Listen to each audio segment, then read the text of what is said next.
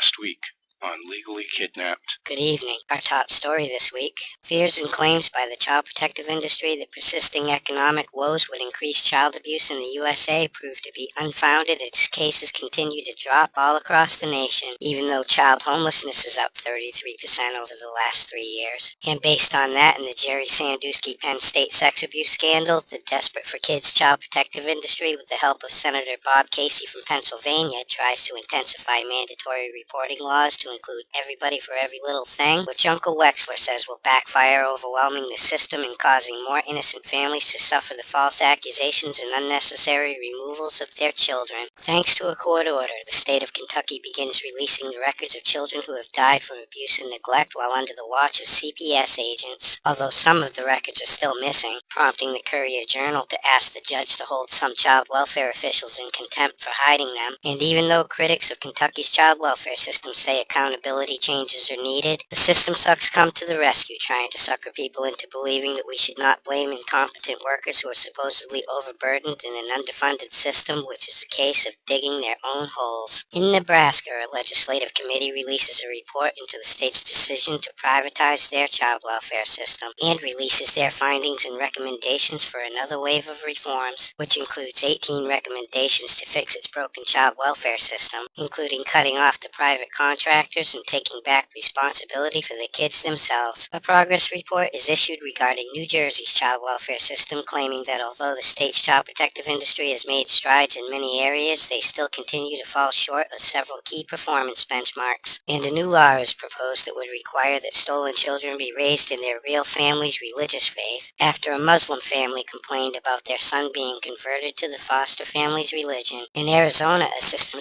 task force puts forth its recommendations to improve the state's child welfare system, proposing higher caseworker salaries, beefed up training, and new centers across the state. In California, CPS agents are victimizing innocent families based on misinterpretations and false accusations by teachers, doctors, and a number of other professionals who are required to report every little thing. The Children's Network of Southwest Florida gets a $135 million contract to provide foster care services for the next 5 years. And in Iowa, a panel is charged with making changes to the state's child abuse register, including speeding up the appeals process when people's jobs are at stake. The state of Virginia decides to protect religious freedom as the State Board of Social Services approves regulations that will allow private and faith-based adoption and foster care agencies to deny services to same-sex couples, thus pissing off the gay rights groups who are now threatening to sue. In Ohio, the state's Attorney General calls for a review of the state's foster care system, and the governor of Washington is proposing budget cuts that will negatively impact foster kids by denying needed family preservation services and causing kids to linger for long periods of time in the state's foster care system. In South Dakota, U.S. officials plan a summit on Native American children in the state's foster care system, as a rally is held against abuse of Native American children who are wrongfully stolen at higher rates than their white peers. Child labor advocate Newt Gingrich, who wants poor kids to clean their schools' bathrooms, once slammed businessmen for hiring teens to take out the trash. And a new study by the University of South Carolina finds that mothers who work are happier and have better health than stay-at-home moms. In Oklahoma, a judge refuses to dismiss a lawsuit brought on by an advocacy group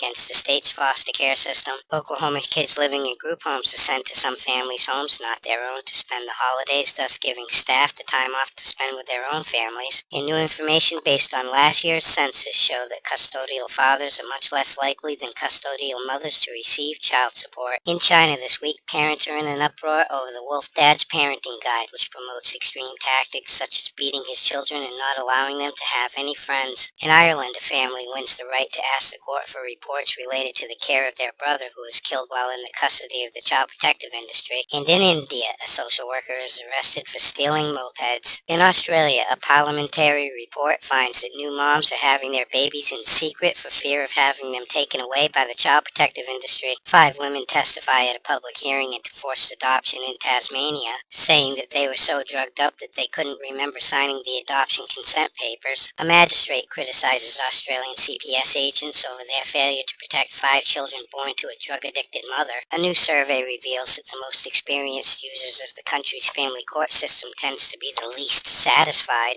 And an ex-cop who believes that the Western Australian courts have no legitimacy and Supreme Court judges are frauds helps a mother to fight the family court system. In England, social workers are sexing up abuse claims to snatch children for their adoption market, and a teenage girl gets 9 months in court costs for threatening to cut the throat of a social worker. In entertainment news this week, comedian Cat Williams wins back custody of his kid. CPS closes the case on MTV's Teen Mom star Amber Portwood leaving custody of the kid with the father, and a professor of law writes an article claiming that everything she ever needed to know about family law she learned from Teen Mom. In sports this week, a linebacker for the New York Giants is under investigation for abusing his 5-year-old son, and Jerry Sandusky makes his first court appearance on child sex abuse charges, waiving his preliminary hearing and sending the case right to trial. In Ohio, a supervisor of CPS agents is suspended for altering files after a 9-month-old girl was raped by relatives during a supervised visit. In Arkansas, a foster father goes to trial for killing a kid in his care, and he's found not guilty. A California foster parent and soccer coach is accused of child molestation. In Wisconsin, an Evansville man is charged with sexually assaulting a foster kid. An adoption specialist from New Jersey is charged with child endangerment after sending sexually explicit text messages to a 15-year-old boy. In Oklahoma, a college professor who taught human sexuality to social work students is arrested for raping a child under 16 years old. And national experts are finally admitting that sex abuse is quite common in the U.S. foster care system. A real parent from California is found not guilty of solicitation to